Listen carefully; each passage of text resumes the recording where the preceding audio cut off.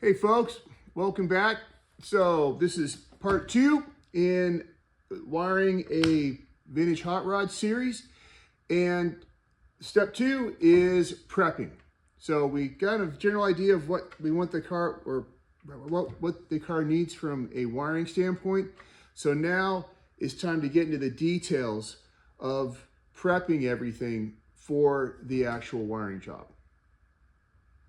Okay, so we went through the car, sort of got a general idea of what we need to wire and kind of how.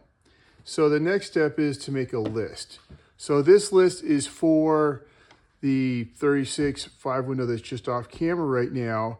And this goes through all the things that I need to add or I need to think about when building a custom harness. So first steps are, it's going to have electric fuel pump. We're going to have that switched underneath the dash so that the customer the owner can turn the car on and actually have the ignition on with fuel pump off. That's one of his requests.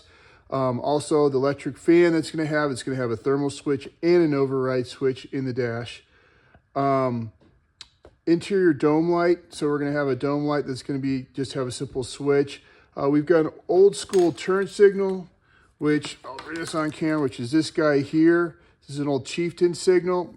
So this is one that actually has an indicator light in the actual switch housing, not up on the dash like modern cars. And we're going to use this guy here, and that's been deciphered. I'll leave a link to a video that I did a while ago that tells you how to, or teaches you how to decipher these things. Pretty cool. We need to have a provision for wipers. It doesn't have wipers in there yet, but it will. It'll have horns. He wants to put the turn signals in the original horn location, the original grills up on the fenders. He's got a jewel on the dash that he wants to use for high beam indicator with a foot dimmer. And lastly, it's running a Mallory electronic distributor, and we'll need to wire that up correctly. So the bottom here is just all the switches that we've got: headlights, turn signal, interior light, ignition, fuel pump, electric fan, and dimmer. So that's all gotta get designed in. So keeping this on hand, we're gonna be using an American Auto Wire kit here.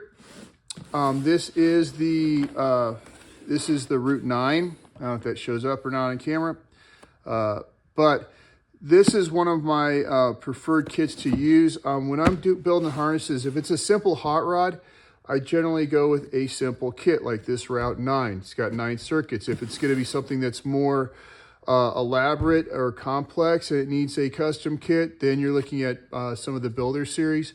But today, we're going to actually go through this kit and tell you why I like it and how we're actually going to modify this kit to do those functions here for the car that's just off screen right here.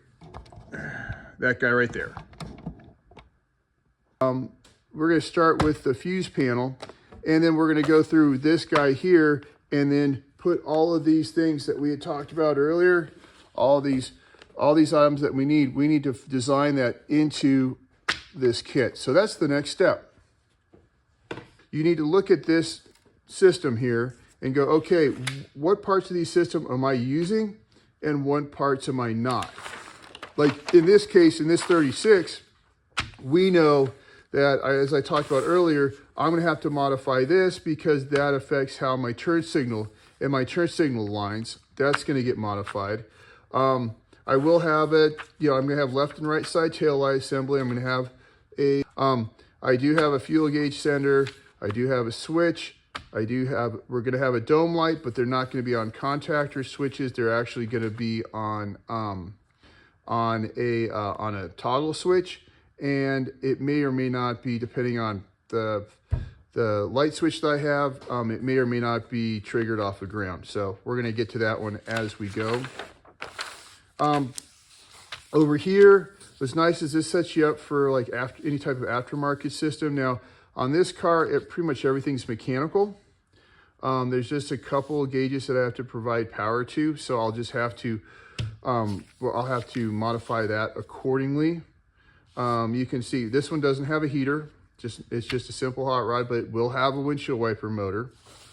And as you're running through here, see, this is for a 1-wire alternator. Now this car is using a GM 10SI alternator, but it's fairly similar in how it's wired. You just have to bring an exciter wire through here with the diode, and then adjust that wire. And then a second wiring goes from the alternator over to the battery post. So, and then this is typical GM HEI distributor. Now we're not using an HEI, we're using a coil, which is similar to this.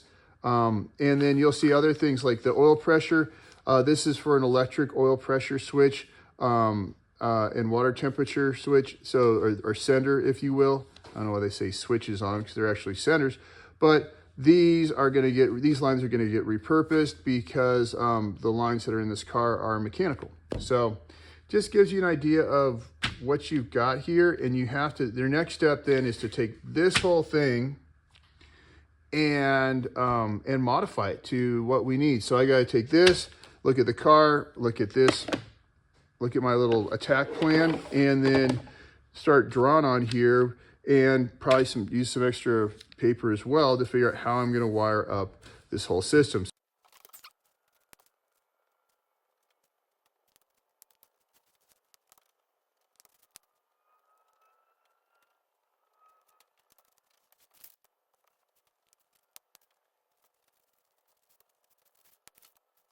Now that we did this mod to the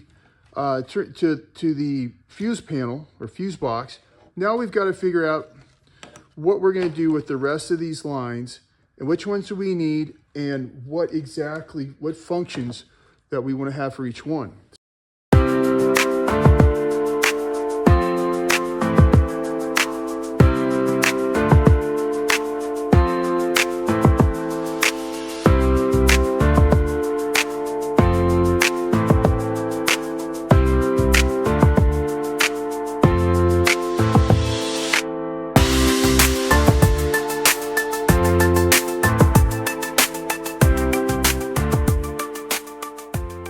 So this gives you an idea of our game plan for this part of the harness out of the fuse box.